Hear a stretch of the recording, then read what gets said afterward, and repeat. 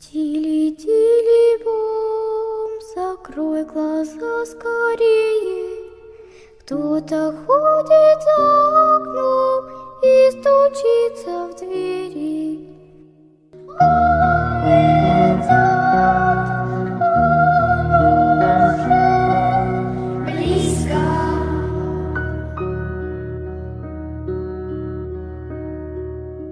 Selamat malam, selamat datang di podcast Mereka Yang Terlihat. Oke, malam ini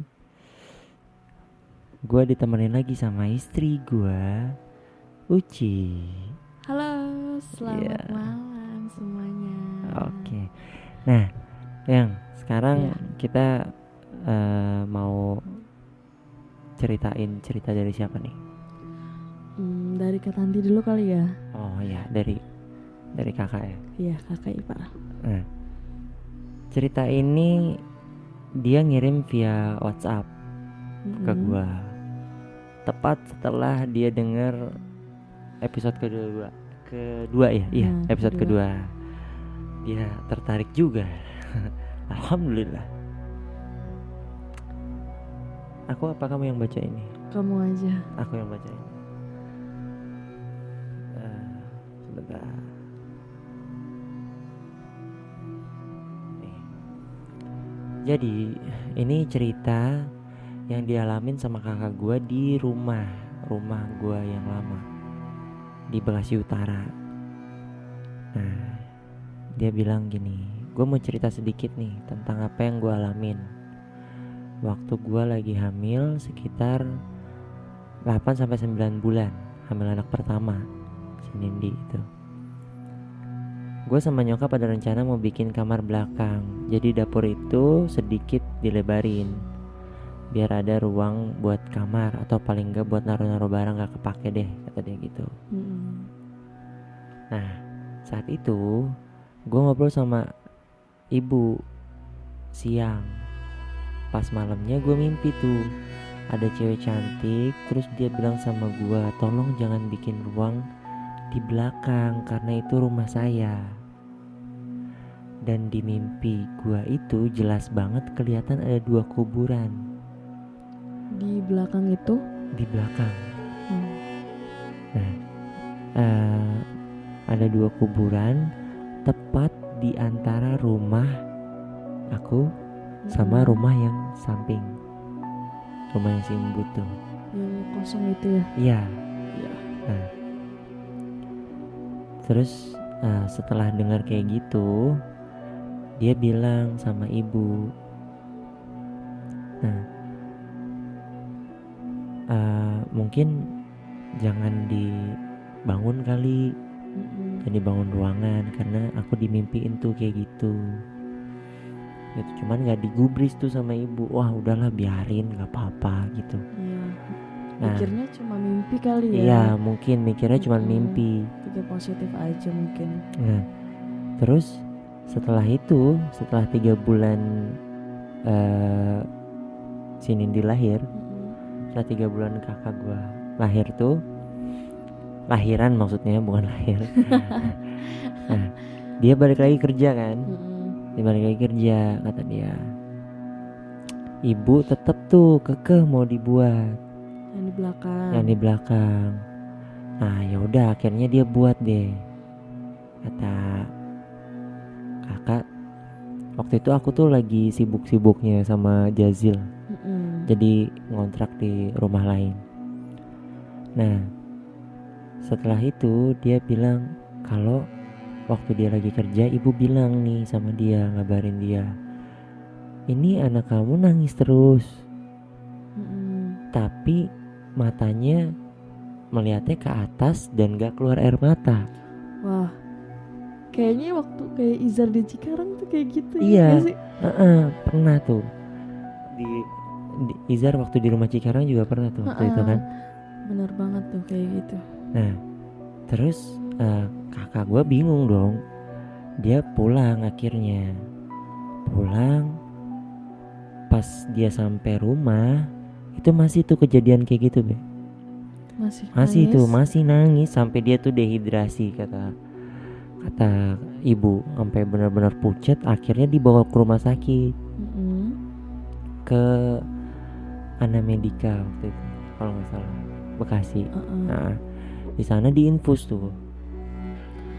Diagnosanya sakit apa? Katanya dehidrasi doang. Oh iya. Dehidrasi diagnosanya waktu itu kata dokter, makanya diinfus. Tapi anehnya di rumah sakit tuh dia nggak nangis, padahal setelah kan diinfus kan dimasukin jarum gitu ya, dia tuh nggak nangis gitu ya, nggak nangis dan santai aja si Nindinya. Aku sempet datang ke sana kan, ke rumah sakit, dia ketawa-tawa gitu. Enjoy ya dia. Enjoy, enjoy.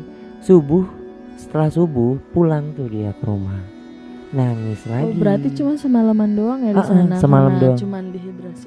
Karena diagnosanya cuma dehidrasi, jadi sempat diinfus doang. Itu juga di UGD. UGD apa IGD sih? UGD ya. Nah, setelah itu pulang tuh subuh.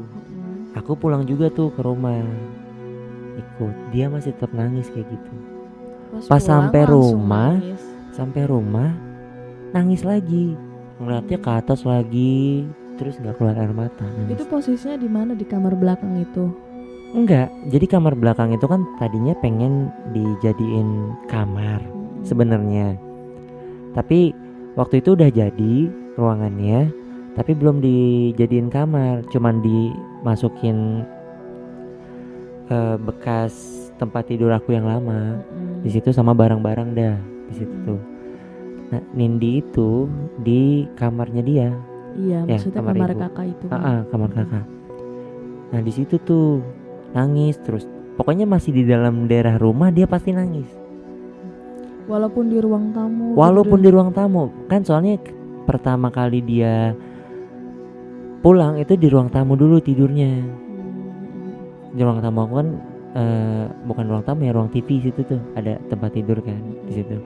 Nah, itu tuh dia di situ dulu, tapi tetap aja nangis dan akhirnya dia telepon mertuanya tuh, kakak gua nelpon mertuanya, akhirnya ya udah bawa dulu aja ke rumah karena nggak jauh kan, paling cuman 20 menit lah naik motor ke sana akhirnya. Nah, di sana tuh bisa tidur dia.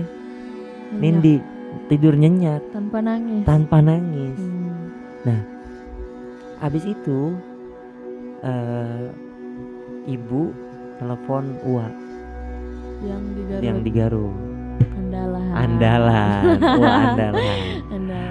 Waktu kita juga kesana ya, waktu yang kejadian di rumah Cikarang tuh. Ya, tapi ada benernya juga sih itu. Nah, jadi waktu itu Ua tuh langsung datang hari itu juga.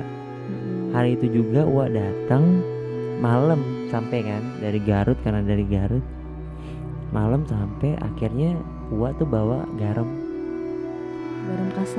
kasar sama air. Nah, itu andalan banget ya.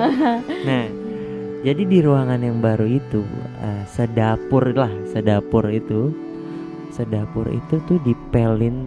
Jadi awalnya dicipratin garam kasar, terus dipel tuh sama air yang dibawa ya. Itu.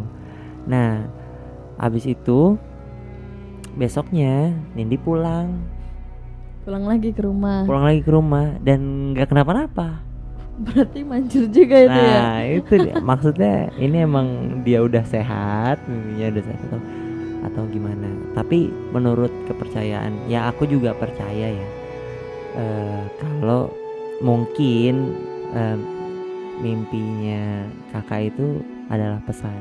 Iya. Dia udah minta baik-baik, tolong jangan dibangun. Tapi malah kekeh dibangun gitu. Makanya dia marah. Bahkan itu Nindi sampai dia 3 bulan setelah itu dia nggak boleh dibawa ke dapur. Iya benar. Nindi nggak boleh dibawa ke dapur. Jadi udah, kalau mau ke dapur tutup pintunya. Iya. Harusnya emang kayak gitu. Dan jangan sampai dia ke dapur. Katanya kalau misalkan dia ke dapur ya mungkin kayak gitu lagi. Gitu. Tapi kayaknya si Nindi juga sering deh diajak main gitu kan. Iya. Waktu ada aku juga kayak gitu tuh. Tante. Apa tuh? Tayong. Tayong. Nunjuk-nunjuknya ke atas lemari ya. Bukan tayong, kayong. Kayong ya. Tante. Kayong. Apaan deh kayong ya kan? Aku tanya kayong tuh apa kan? Katanya, kata ibu itu tuh kayong tuh kayak temennya dia gitu ya. Iya, Jadi teman kayak main. anak kecil gitu juga sama mungkin. Jadi Ya pokoknya di rumah nyokap tuh pernah kan aku cerita waktu itu kejadian yang kamu alamin tuh. Gimana sih kejadian aslinya tuh? Aku kan cuman sepengetahuan aku doang tuh. wow itu sih parah banget ya. Diceritain lagi nih. Iya, cerita aja nggak apa-apa. Waktu itu hari apa sih? Maksudnya tahun 2019 ya? 2018 masih. Iya 18. Kamu belum, Izar belum ada kan? Iya. Kan waktu itu kan kita lagi dari awal aja ya. Iya. Ya kan waktu itu tuh kita tuh kondangan ya sama si Sarip. Sarip itu nyamperin ke kontrakan kita yang lama gitu. Terus si Saripnya itu tuh mobilnya tuh nabrak rumah orang di depan kontrakan kita. Nah habis itu ya udahlah kita pergi ke kondangan. Waktu itu dekat rumah sih, daerah Mustika Jaya juga. Dua kondangan. Iya, maksudnya yang pertama di Dekat rumah. daerah Mustika Jaya juga ya kan. Terus yang kedua kita kondangan di daerah Rumah ibu daerah Vips itu kan. Di Duta Harapan ya waktu itu kalau nggak salah. Nah karena berhubungan si Sarip itu pengen Benerin mobil ke rumah si Ido kan. Nah ya udah kita ditinggal lah di rumahnya ibu. Rumahnya ibu tuh setengah kosong. karena ibu Karena nggak ada orang ya. Setengahnya udah dibawa ke ke Bogor. Jadinya barang-barang sisa untuk dibawa ke Cikarang ya. Cikarang. Gitu. Barang-barang aku lah. Barang-barang kita semua di sana. Nah terus di sana itu tuh bagian kamar kakak tuh udah ini ya. Udah kosong. Nah waktu itu kamu pengen sholat maghrib ya? Isya. Iya Isya. Oh iya pengen sholat Isya ya sama si Sarip. Nah terus akhirnya ke musola tuh aku sama Sarip. Iya benar, Ya. kamu salah sama si Sarip. Kamu sendirian. Ya, aku sendirian tuh, aku bengong aja kan. Sendirian kan, nggak ada TV, mau ngapain kan kayak gitu kan. Gue tuh kalau sendirian tuh gitu kan, suka mikirin yang enggak lah. Bener aja tuh. Kebetulan emang tapi pintu dapur kan ditutup ya. Pintu dapur ditutup, cuman kamar kakak tuh kebuka sedikit lah, kayak segini nih, segini gitu. Mana segini? Pokoknya segini lah. Ya pokoknya segitu lah kelihatan sedikit lah gitu. Kelihatan dari luar kelihatan kalau di dalam tuh kosong dan gelap. Karena lampunya mati. Karena lampunya mati. Cuman ada cahaya dari dapur. Iya dari dapur aja, terus sama dari depan. Dari depan. Cuman dari situ aja. Nah terus nggak lama tuh habis bengong, ada anak kecil tuh lewat, larinya kenceng banget kan? Nggak lewat awalnya. Yang kamu cerita sama aku tuh dia duduk di sela-sela pintu. Enggak, dia tuh dari dapur dulu. Oh dari dapur dulu. Ada berindik dah.